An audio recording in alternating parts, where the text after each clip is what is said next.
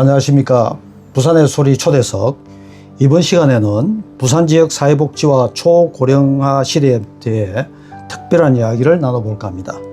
27년간 자원봉사와 복지활동에 헌신해 오신 정찬율 나누복지재단 이사장님을 모시고 그의 따뜻한 철학과 감동적인 이야기를 들어보는 시간을 준비했습니다. 이사장님 안녕하세요. 네, 반갑습니다. 네, 이사장님 본인 소개 간단하게 좀 부탁드리겠습니다. 네, 저는 부산에서 단우복지재단 이사장과 부산 노인복지진흥회 이사장을 맡고 있는 정찬율입니다. 평범한 시민입니다. 네. 네. 어린 시절 동래구에서 태어났는데 북구로 옮겼었는데 집안에 무슨 일이라도 있었습니까? 네, 그 동래구에서 태어났다고 보기엔 좀 그렇고 동래구 낭민동이 본적이고 고향이고요. 제 어머니께서 구포 산부인과에서 저를 출산하고 거기서 태어나게 됐습니다. 네. 네. 왜 북구로 옮겼습니까? 좀 아픈 사연이 있는데요. 네. 저희가 이제 동래구에서 거주하면서 저희 아버님께서 사업을 좀 실패를 해서 네, 아버님도 돌아가시고 그리고 해서 저희가 뭐 빚에 쫓기다 보니까 구포로 넘어오게 되었습니다. 몇 살 때 그럼 구포로 넘어왔습니까? 7살 때입니다. 어린 시절이네요. 네네. 네. 그러면은 어머님께서 외아들을 키우셨습니까? 네, 홀어머니 외아들입니다. 지금 시대에 뭐 제일 안 좋은 신랑감이라고 볼 수 있겠죠. 네. 그러면은 어머니께서 이사장님을 어릴 때부터 키우시느라고 많은 고생을 하셨겠네요. 네. 좀 어떤 삶을 사셨습니까? 실은 거주지가 없어가지고 거주지 때문에 좀 생기는 이제 학교 입학 문제도 솔직히 조금 제가 1년을 학교 늦게 들어갔던 부분도 있었고요. 그리고 거기 거주하면서 이제 뭐 집이 없으니 뭐 사골세로 전전하면서 지금 내용을 모르겠지만 지금 사람들은 그렇게 전전하면서 삶을 좀 이렇게 이어왔습니다. 그래서 북구 구포라는 동네가 참 저한테는 정겹고 아주 이렇게 따뜻한 고향입니다. 네. 어머님은 주로 어떤 일을 하셨습니까? 어머님은 그때 이제 어머니가 실은 아주 유복한 가정에서 태어나셔가지고 막내 딸로 솔직히 뭐 예전에 뭐 어르신들이 이해하실지 모르겠지만 어머니가 솔직히 뭐 차량으로 통학하실 정도로 고등학교를 그렇게 다니셨고요. 예, 외할아버지 댁에 워낙 잘 사셔가지고 그런 부분이 없다가 어머니가 이제 아버지가 그렇게 되시고 어머니가 일을 그렇게 하면서 많이 힘들어졌고 그래서 할 줄 아는 게 별로 없어서 그때 당시에 이제 신발 공장에 저희가 이제 부산에서는 신발 공장이 많았지 않습니까? 네, 그렇습니다. 예, 그때 당시 이제 신발 공장에 다니면서 생활을 이렇게 했었습니다. 그렇습니까? 그럼 이사장님은 초중고를 어느에서 나왔습니까? 저는 아까 구포라고 이야기했지만 구포 국민학교 네. 그때 당시 구포 중학교, 낙동 고등학교 이렇게 북구에서 다 졸업을 했습니다. 네. 학창 시절 어린 시절을 북구에서 보내셨는데 네네. 북구는 어떤 도시라고 생각하십니까? 북구는 어찌 보면 많이 소외된 도시. 이제 와서 보니까 북구가 전체적으로 동서남북이 있으면 항상 북구 부분이 잘 안 되더라고요. 그래서 뭐 북구라는 이미지 자체가 좋지는 않지만 저한테는 상당히 따뜻한 고향이고 아주 나눔이 있고 정이 많은 그런 도시라고 볼 수 있습니다. 네, 지금 특히 뭐 구포시장도 유명하지 않습니까? 네네네. 뭐 어린 시절 많은 추억들이 있을 것 같은데 네. 예를 하나 좀 들어주신다면? 예. 항상 어머니하고 시장을 가면 구포시장에서 시장을 보고 구포시장에서 조그만 전거리에서 칼국수를 먹던 기억이 납니다. 예. 어머니가 맛있게 사주고 그래서 시장을 보고 집으로 돌아갔던 기억이 있고요. 그때 당시 친구들과 이제 구포대교. 옛날에는 구포대교가 지금 이제 매미 때문에 이렇게 없어졌지만 그때 구포대교를 지나면서 강서구도 가고 그 앞에서 민물 낚시도 하고 이랬던 기억이 나고요. 또 구포시장 하면 또 뭐 여러 사람들은 안 좋아하겠지만 예전에 게시장이 있어서 네, 맞습니다. 예, 게시장도 많이 구경하고 이렇게 했었습니다. 네. 아마 다른 지역보다 좀 특이한 네네. 지역인 만큼은 사실인 것 같습니다. 네. 그런데 이사장님 대학은 안경광학을 전공하셨는데 네네. 뭐 이유라도 있습니까? 네, 그때 당시에 조금이라도 빨리 현업으로 일을 하면서 돈을 벌 수 있는 게 뭘까 생각을 해서, 그때 당시에, 그러니까 이제 90년도니까, 안경원이 상당히 좀 인기가 좋았습니다. 그래서 안경원을 할 수 있는 게 뭘까 이랬는데, 안경광학과가 있었고, 전국에 그때 당시에는 7군데밖에 없었습니다. 예. 예, 그래서 마산에 있는 이제 안경광학과를 나오게 되었죠. 예. 아, 그래서 의료기사 생활을 하게 되었습니다. 지금도 뭐 병원 생활을 하지만 그때 이제 99년도부터 해서 지금까지 이렇게 의료 종사자로 생활을 하면서 실질적으로 의료기사 생활은 한 20년 정도 이렇게 했다고 보면 되죠. 네. 직장 생활은 좀 어땠습니까? 직장 생활은 뭐 제 나름대로 열심히 했다고 자부하고요. 일단은 원래 안경원으로 해서 돈을 좀 많이 벌어볼까 했는데 그것도 현실적인 거하고 조금 거리가 있더라고요. 뭐 일단 자본이 좀 있어야 되고 열심히 일을 해야 되고 하는데 병원에 대한 부분으로 해서 저희 지도 교수님께서 병원으로 취업을 해보지 않겠나 해서 병원으로 이제 안과 병원으로 취업을 해서 그래서 안과 생활을 24년까지 이렇게 했었습니다. 그렇습니까? 네. 거의 한 25년간 이제 병원에 뭐 의료기사 포함해서 한 25년, 26년 정도 일을 했죠. 네.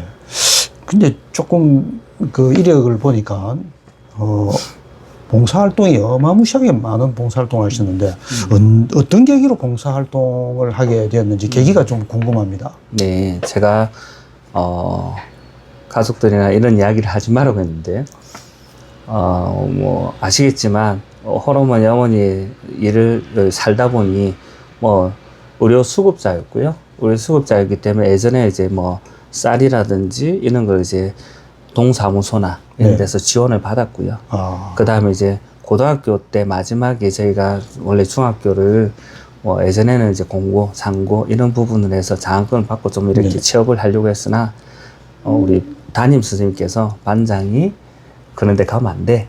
예, 그때 당시에도 좀 편견이 있었지만 네. 그래서 인문계로 가라 해서 인문계에 진학을 하게 되었고 그때 당시 어머니가 또 보증을 잘못 써서 집이 또 이렇게 빨간 딱지를 안고 네. 그러면서 등록금이 그때 당시 그래도 한 30만 원 여유 정도 있었습니다. 그 돈이 없어서 저희 교회 이제 전도사님이 대신 내어줘가지고 아하. 그때 위기를 모면할 수 있었고요. 그러면서 제가 저도 뭔가 좀 이웃의 나눔이 좀 도움이 될 수 있는 사람이 되어야 되겠구나 그때- 이런 생각을 좀 했었고 그 계기로 통해서 이제 아까 연결되는 부분이긴 한데 안경광학과에 진출해서 돈을 좀 많이 벌어봐야 되겠다 이런 생각을 했었던 겁니다. 그래서 돈을 많이 벌어서 나누려고 했으나 돈을 많이 벌고 하려면 언제에 대한 이제 부의 기준이 얼마일까에 대한 부분이 있기 때문에 혹시나 그것 때문에 그냥 내가 재능이 있을 때 조금이라도 봉사활동을 해봐야 되겠다. 그래서 봉사활동을 시작하게 되었습니다. 그때 보니까 뭐 야학도 봉사를 한 걸로 제가 알고 있는데. 야학이라고 보다 이제 공부를 잘해서 야학을 가르친 건 아니고요. 실질적으로 예전에 이제 지금 현재 지역아동센터라는 이제 곳이 있습니다. 네. 그 모태가 옛날에 공부방 연합회였습니다. 그 공부방에 제가 이제 아는 이제 목사님과 다른 지인분들을 통해서 그때 가서 이제 봉사를 해주면서 뭐 옆에서 책도 숙제도 봐주면서 그 다음에 청소도 해주면서 그렇게 하면서 봉사를 시작하게 된 첫 스타트입니다. 첫 스타트구나.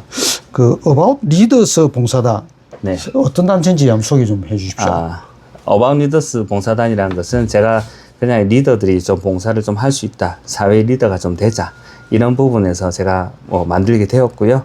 이제 거기에 이제 의료기사분들, 의료인들, 일반인들을 통해서 그래서 주위에 저희가 할 수 있는 봉사를 좀 해보자 해서 봉사단을 만들게 되었습니다. 그래서 처음 시작했던 거는 주로 이제 지역아동센터나 어려운 애들, 보육원 애들에 대한 안경 봉사로 먼저 시작을 했고요. 예. 그래서 안경을 나눠주면서 그네들이 잘 볼 수 있도록 그 애들이 보지를 못하면 공부도 안 되고 집중력도 떨어집니다. 애들이 잘 안 보이면. 그러면 그 부분에 대해서 봉사를 좀 하다 보면 애들이 안 그래도 좀 이렇게 소외가 되어 있는데 공부라든지 이런 부분까지 못하게 되면 문제가 될 수 있으니 그런 부분이라도 저희가 할 수 있는 상황에서 내용을 만들어 준 겁니다. 이사장님 그 해외 의료 봉사도 많이 하신 걸로 알고 있는데 어느 나라를 주로 많이 하셨습니까? 네, 의료봉사를 하게 된 거는 아무래도 제가 의료 종사자로서 있었기 때문에 좀 쉽게 접할 수는 있었지만 거기에 따른 우리 원장님들과 저와 뭐 의료기사들 그 다음에 의료인들이 같이 좀 힘이 좀 되어서 그린 닥터스란 네. 곳을 통해서 처음에 의료봉사를 처음 시작하게 되었고요.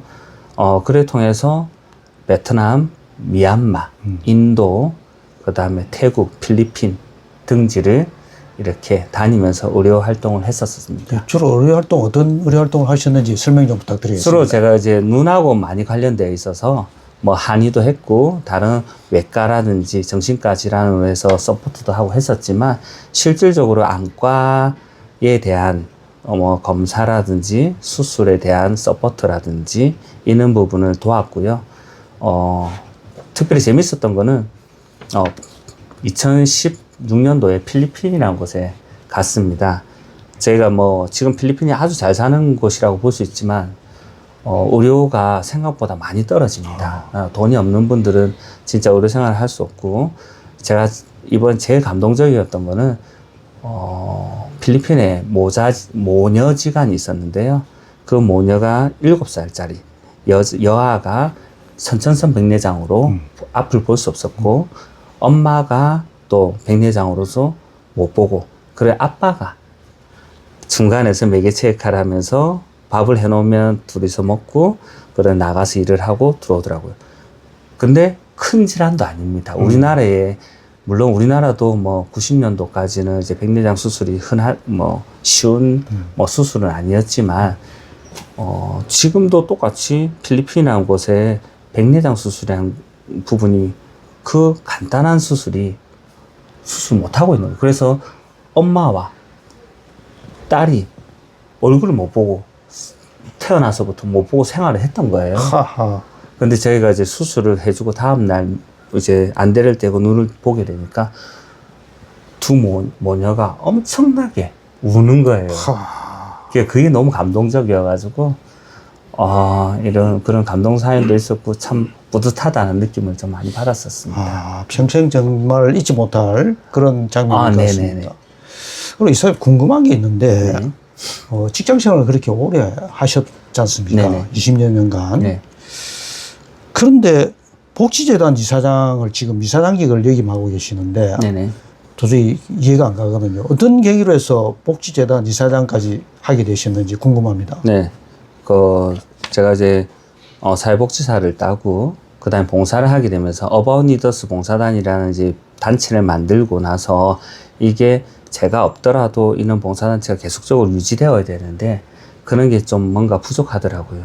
그래서 이러면 복지재단이라는 부분을 만들어야 되겠구나 이렇게 생각해서 제가 없더라도 이런 복지재단이 계속적으로 후세에 계속 봉사를 할 수 있고 좋은 재단으로 만들어 갔으면 하는 취지에서 만들게 되었습니다. 실은 제가 저희 사촌 형님 친구분이 이 재단을 하시다가 이제 손을 놓게 되고 병원 업무에만 일을 하시다 보니까 재단을 제가 봉사자로 참여를 했다가 그럼 제가 재단을 이끌어 보겠습니다 해서 제가 이제 이사장으로 취임해서 이제 이런 이제 어바웃 리더스 봉사단을 이제 그 안에 편입시키고 그래서 어차피 봉사를 하는 거니까 거기 단호복지재단이라는 곳에서 봉사를 하게 되었습니다. 그렇군요. 네.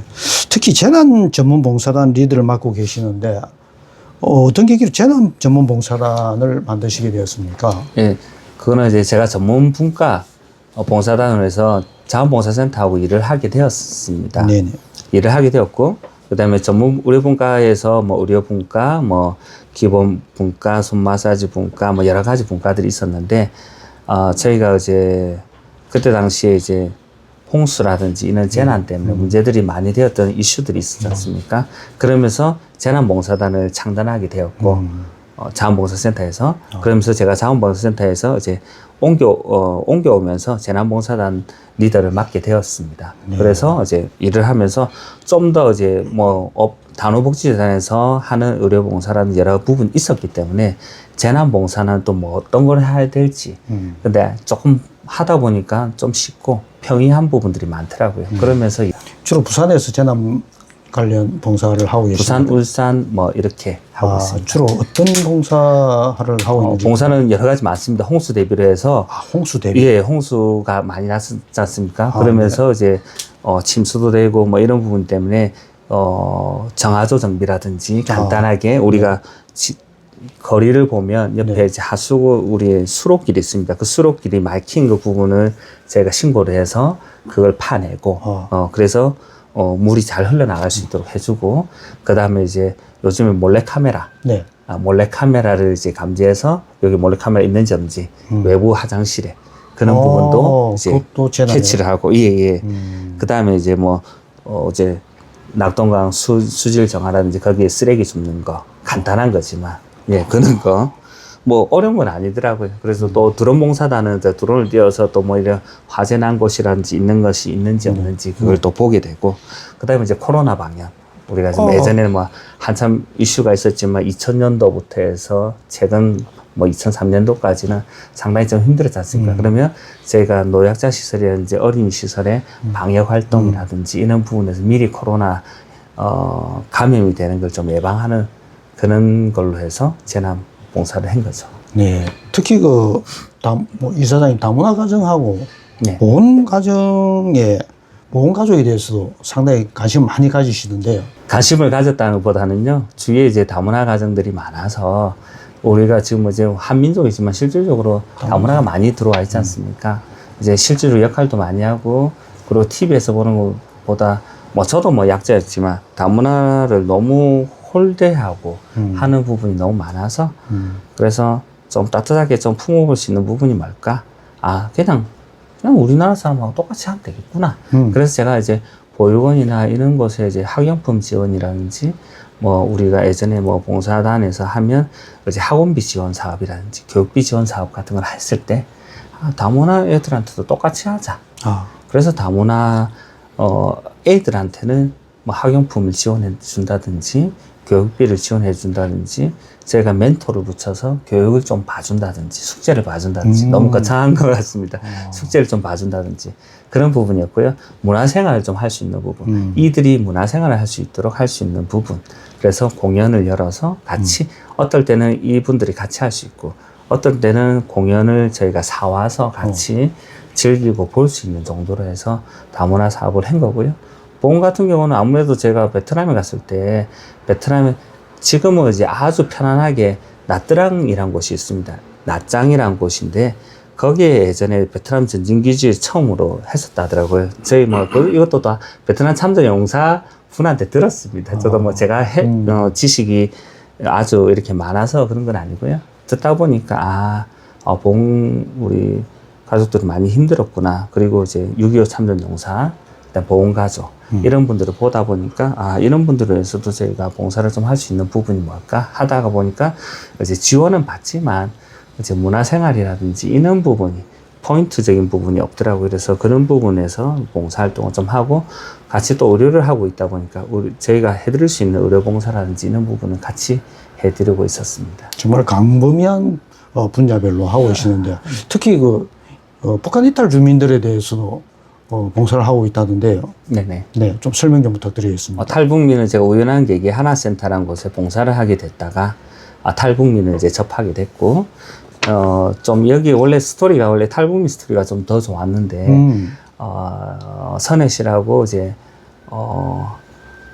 북한을 이제 이탈해서 저희 정착을 하고 했는데 안구 쪽에 뒤쪽에 안구로가 생겨서 병입니다. 그래서 눈을 어쩔 수 없이 적출해야 될 상황. 그러니까 뭐 눈을 빼야 될 상황까지 왔던 거예요. 그분이 이제 눈을 빼고 이제 더 이상 뭐 어떻게 할 수가 없어서 근데 나이는 젊죠. 20대 초반의 여자분이셨으니까 직장 생활도 해야 될 것이고 시집도 가야 되지 않습니까? 그래서 제가 여기에 부산에 있는 평화의안이라는 이제 우리 전 대표님을 찾아서 그분한테 움직이는 의안을 실비를 해드렸어요. 예, 그분이 참 다시 사회생활을 할 수 있게 되었고 따뜻하면서 북한 사람들도 생각보다 좀 도울 게 있구나. 물론 정착금이라는 걸 받고 하지만 오히려 보니까 우리나라 사람들이 오히려 북한 이탈 주민들한테 너무나 다르게 좀 매정하게 하고 네. 좀 했던 부분이 많더라고요. 그래서 그런 부분을 조금이라도 조금 소화시키자, 좀 다르게 변화시키자 이렇게 해서 좀 봉사도 하고 같이 지내게 되고 문화활동도 같이 하고 우리 송년회를 열어서 그 다음에 송년회에서 같이 좀 이렇게 북한 이탈 주민들과 같이 이렇게 좀 좋은 생활을 좀 이렇게 하고 있습니다. 네. 지금도 계속적으로 하고 있고요. 아, 그렇군요.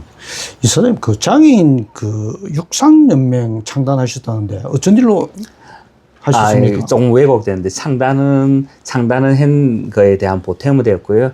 제가 아시는 이제 훌륭한 또 원장님께서 회장을 맡으시고 제가 총무이사로 실무진으로 맡아서 장애인 육상연맹이라는 곳을 만들고 그래서 장애인들을 위해서 좀 체육 운동이라는 이런 걸 할 수 있도록 이바지한 건 맞습니다. 네. 뭐 제가 100% 주도해서 한 건 아니고요. 선수들은 활동은 좀 어떻습니까?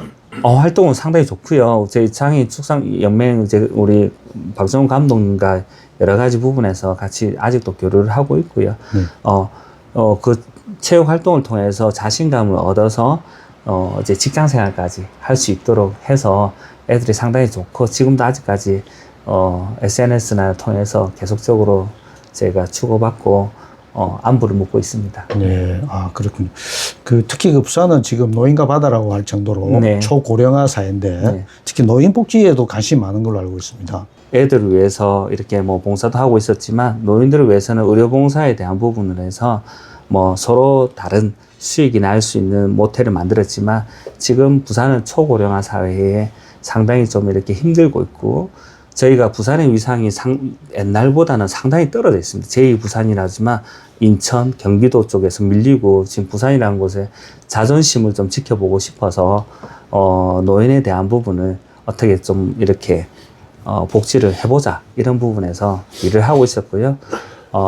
저희 사단법인 노인복지진흥회라는 우리 일대 이사장님이신 김만율 회장님과 예전부터 봉사활동을 하고 있다가 노인복지에 대해서 조금 더 깊은 관심을 갖게 되었고 저희가 뭔가 노인들을 위해서 뭔가 이 나라를 이끌고 이 부산을 이끌어온 분들을 위해서 뭔가 봉사를 할 수 있고 이분들이 잘 살 수 있도록 편안한 정착 생활을 할 수 있도록 일을 만들어야 되겠다 생각해서 노인복지에 조금 더 신경 쓰게 되었고요. 이번에 이제 김만율 이사장님께서 1대 이사장으로 제가 2대 이사장으로 취임하게 되었습니다. 지금 각종 그 봉사단체가 있는데 네네. 우리 이 방송을 보시는 분들이 혹시 가입도 할 수 있습니까? 네, 노인복지진흥회 회원으로 가입하시면 노인들에 대한 혜택과 이제 그런 문화생활도 할 수 있고요. 같이 봉사도 할 수 있고요. 단호복지재단도 마찬가지입니다. 근데 이제 제가 노인복지진흥회는 노인 쪽으로 조금 치중을 좀 하려고 하고요. 그 다음에 단호복지재단은 이제 아이들과 그런 이제 다문화 탈북민들을 위해서 조금 이렇게 컨셉을 조금 잡으려고 합니다. 네. 짧은 시간에 많은 활동을 들어봤습니다. 이사장님께서는 복지재단 운영자로서 궁극적으로 이루고 싶은 그 복지 모델은 무엇이라고 생각하십니까? 복지 모델은 여러 가지 지금 사회복지단체에서 많은 것을 하고 있습니다. 세이브 칠드런, 월드비전부터 해서 우리 모금의 여러 가지 부분이 있지만 맞춤식 복지를 좀 하고 싶은 부분이 있고요. 그 다음에 저희가 하고 싶은 누구나 자기도 나눔을 할 수 있고 복지를 할 수 있다는 거에 대한 롤 모델이 되고 싶습니다. 어느 특정 종교, 특정 단체, 특정 정당에 따져서 하는 게 아니고요. 일반적으로 저희가 주위에 뭔가 힘든 상황이 있으면 그 상황에 맞춰서 복지를 좀 할 수 있는 그런 맞춤식 복지를 하고 싶은 게 제 꿈이고 이상입니다. 네. 네. 이사장님 혹시 마음에 새기고 있는 그런 말씀 있으신지? 네. 저기 보시면 3, 4, 1은이라고 3번 생각하고 한번 말하자. 왜냐면 이게 참 말이 무섭더라고요. 말을 하면서 제 말이 어떤 사람에게는 독이 되고 어떤 사람에게는 정말 좋은 희망의 메시지가 될 수 있는데 그런 부분에서 조금 더 말을 좀 더 아껴야 되겠다. 뭐 나이가 많은 편은 아니지만 나이를 들으면서 말조심을 좀 더 잘해야 되겠다. 그리고 그만큼 생각을 많이 해서 희망 메시지를 줘야 되겠다. 이런 생각을 좀 하고 있습니다. 그래서 3, 4, 1원에 대한 부분을 가지고 이야기하고 싶습니다. 오늘 정말 우리 이사장님과 많은 이야기를 나눠봤습니다. 이번 정찬율 이사장님과의 대담을 통해 남눔과 봉사의 진정한 의미 그리고 지역 사회복지를 위한 귀중한 이야기를 들을 수 있었습니다. 앞으로도 우리 주변의 소외된 이웃을 돌아보며 모두가 행복한 사회를 만들어가는데 함께 힘을 모았으면 좋겠습니다. 지금까지 말씀해 주셔서 고맙습니다. 네, 감사합니다. 네.